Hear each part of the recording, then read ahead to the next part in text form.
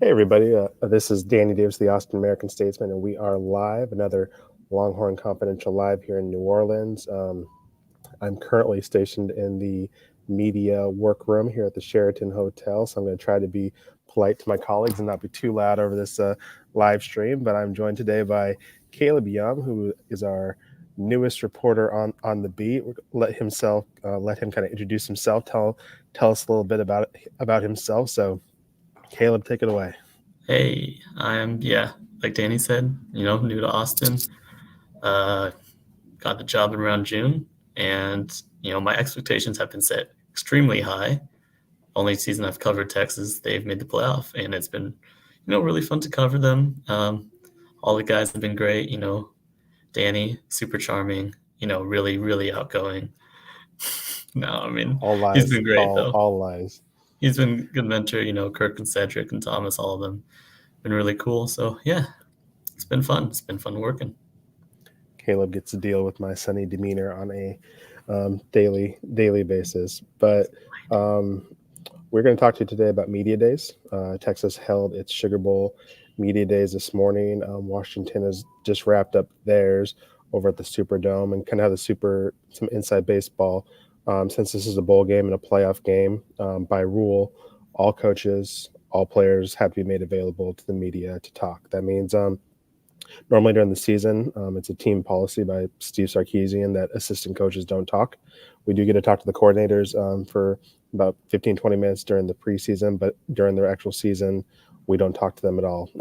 Earlier in the week, Pete Kwiatkowski and Kyle Flood had to do press conferences, but this is the first time we've had a chance to talk to the other assistant coaches like Blake Gideon, who obviously is at Texas X, Tashara Choice, the running back coach, Jeff Choate, who's about to leave to go coach at Nevada. So a lot of time to talk to them. And actually during the season, the media relations desk gets to kind of pick which players we talk to. So there's a lot of players, the reserves, the true freshmen who we haven't talked to all season for obvious reason. But there's also some contributors like Anthony Hill and CJ Baxter, who haven't talked that much, have come to a couple post game press conferences, but for the most part, the freshmen are kind of shielded from the media as they kind of earn their stripes and get that media relations training. But today they were thrown to the wolves, and everyone had to speak, which means one guy who we definitely have not talked to this season, the backup quarterback now, Arch Manning, was made available to the media, and Arch tends to generate a lot of interest around these parts. So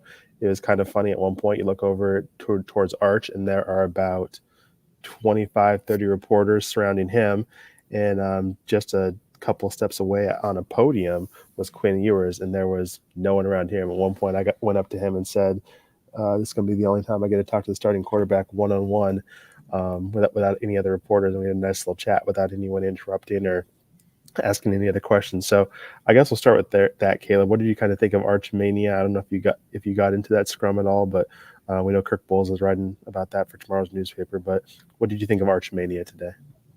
Oh, I thought it was just hilarious.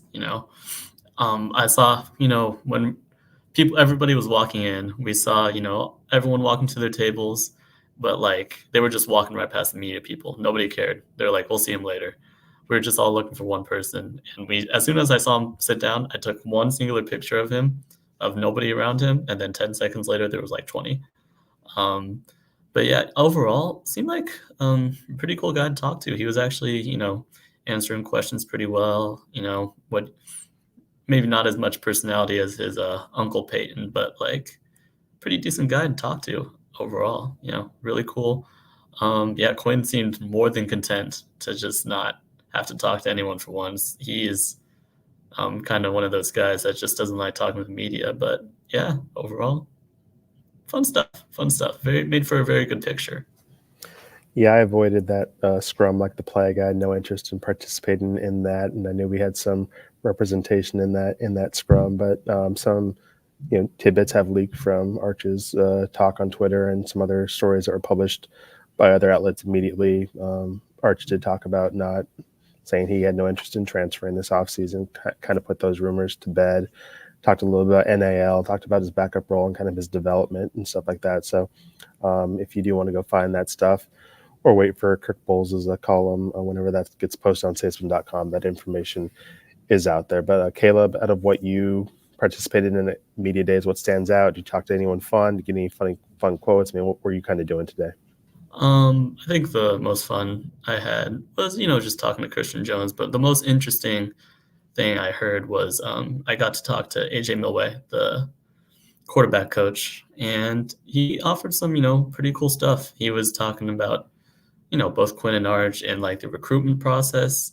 He said that it was, obviously not about money because Arch, has plenty, but it was just about developing a relationship with him. And, he said it was like a lot of work, but made it work because like he was like the last time I was in Louisiana, I was just recruiting him. And he was also talking about Quinn's development. Obviously, we know about the weight thing. He dropped a couple pounds in the off season, but also he was talking about his footwork is the main thing that they worked on from 2022 to 2023. I thought that was pretty interesting. It's good to like maybe go back, look at 2022, and then look at this year and see how that's changed. He also talked about just Arch's physicals. Like that man is ripped. He's jacked. Was saying that like just naturally that is the quote unquote prototypical quarterback, specimen. So that was cool to hear him say that. Like apparently Arch was asking all about like, what weight should I be? What should I do? And Milway was just like, you're gonna be fine. You just keep working out. You're gonna go into fine form soon enough. So that was interesting. And yeah, I talked to Jake Majors, Christian Jones, and they described Jake Majors as, the quarterback of the third quarterback, kind of, of the offensive line and how he directs traffic and stuff. Majors didn't really say anything about his NFL prospects, but it's like a really cool experience for sure. Yeah. What about you, Danny?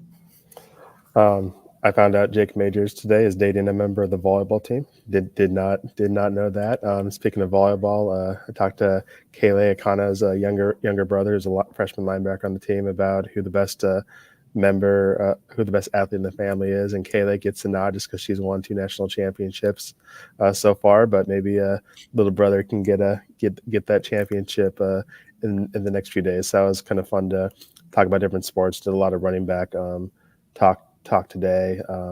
Talked to Malik Muhammad a little bit about his cousin. Actually, is a starting cornerback for Washington, Jabbar. So talked about that that little family bragging rights on being on the line in the Sugar Bowl, and the Muhammad family, who rolls pretty deep from what I've been told the last couple of days. They're going to have a lot of fun at the Superdome on Monday, seeing a lot of purple and orange between those two families, they're all from the Dallas area. So that was cool to talk to Malik about that. Or I guess he goes by Manny, but him on your rosters as Malik. But so that was fun too. I always kind of find these events to be fun because there's a lot of downtime for the players who aren't being interviewed and don't have a lot of microphones shoved in their face, and so they're finding ways to kill time. And a lot of them were, interviewing their teammates and doing some stuff for social media and having some fun themselves. So that was cool, and I'm sure that stuff will get filtered through various social media channels over the next few hours and throughout the day. So Texas fans can be sure to check that out. We're pretty much kind of done with the media stuff for Texas. They do have a 15-minute practice window this afternoon, and then Steve Sarkisian will participate in the head coach's press conference tomorrow morning. But it's pretty much game time as we kind of get that countdown to game day, almost to 0. Caleb, what are your thoughts on this game? Who are you picking? What's kind of your thoughts as we head towards Monday? I like flip-flop back and forth a lot just because there's just, it's really close. These teams are really close. Like I'd say, Washington's offense is probably a little bit better just because, Penix and that trio of receivers were pretty deadly. Their offensive line is obviously really good. I think I just worry most about Texas's defense because, the edge rushers are good. Barron and Ethan are good, but they're not great. And so you need to get like Penix pressured. You need to put some pressure on Penix, but you're going to mostly be relying on Tavondre and Murph to get a lot of that pressure. And if they can't, then the edges aren't going to really be able to get much work. And then like the secondary obviously is probably the biggest problem. So like it in my eyes, it all just comes down to will Sweat and Murphy win on the inside, not just stopping the run, but actually getting some pass rush in. And if they can't, then you're gonna need a really big game from Quinn. But to be honest, Quinn has really shown the ability to rise to the occasion. So I think I'd go Washington in a really high scoring game. Like, I think it'll be like, let's say like 45-42 or something. Oh, man, let's go down a ledge. Mute those mentions if Texas does win this game. I'm sure you have a couple of people reminding you of that score. I'm going to save my prediction because I still have to do 2 more of these live broadcasts, and I had something to talk about the next 2 days. But I do agree that it's going to be interesting to see what kind of happens both on the edges and the interior of the defensive line because Michael Penix, who does get the ball out quickly and doesn't need a lot of times to pick apart defenses, but if you give him a ton of time, that's going to make for a very long evening for the Longhorns. But speaking of evenings, one thing about the Sugar Bowl is we kind of get evenings off. I mean, the media stuff is pretty much in the morning.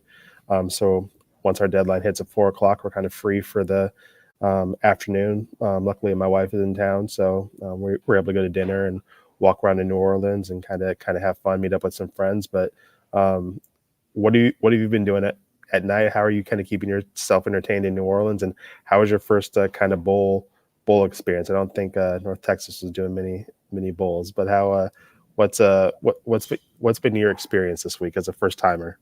Yeah, well, like, don't come after me, UNT fans, but they haven't been really great for a couple of years. Never got a chance to go to a bowl game there. But it's been really cool, just walking around New Orleans, doing hooligan things as a young person. Now I'm kidding. But like, yeah, just eating because, you see my last name. I like to eat. Kind of runs in the family.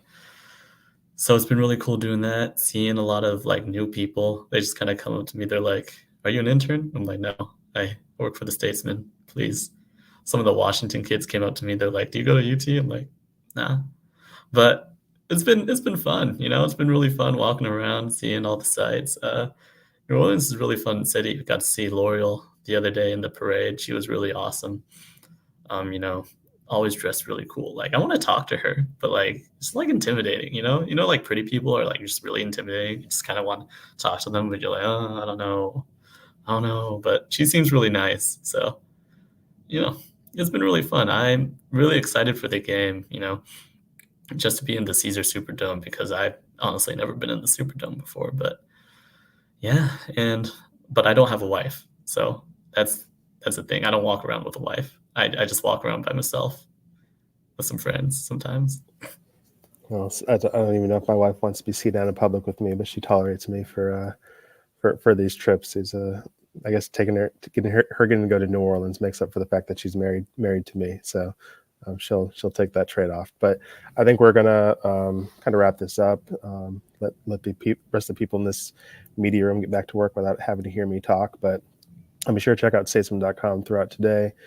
There's going to be lots of news from media days. Kirk Bowles working on his Arch Manning column. Said was out there. I was out there. Obviously, Thomas Jones and Caleb's working on some stuff too. Sarah Diggins was running around the place with doing video, and Aaron Martinez was shooting tons of photos. So we have lots of content from media days, and we'll have lots more stuff in the next couple of days as we prep you all for the Sugar Bowl on Monday. And there's a whole lot of stuff on the website from the last few days we all got here on Tuesday, whatever the day the 27th was, and we've been working ever since. So as well as covering the basketball team. Obviously, the big news the last couple of days is Rory Harmon, the star point guard, out for the season with a knee injury. So Texas plays Baylor at 1:00 this afternoon, number 5 versus number 10, and we'll see how the Longhorns look without Rory. And it's going to be kind of an uphill battle for them going forward, but they're deep, and we'll see what Vic Schaefer and the crew can do. But yeah, that's going to do it for us from here in New Orleans. We're back again tomorrow in some form or fashion for another